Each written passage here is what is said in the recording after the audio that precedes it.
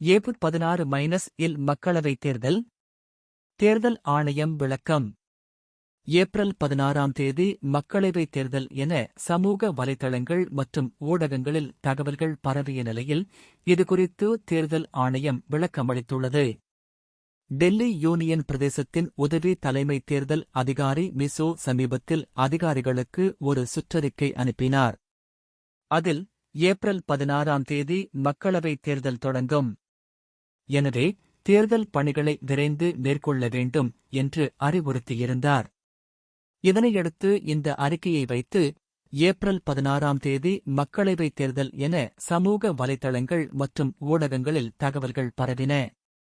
April 16ஆம் தேதி மக்களவைத் தேர்தல் என தகவல் பரவி வரும் நிலையில் இதற்கு தேர்தல் ஆணையம் விளக்கம் அளித்துள்ளது.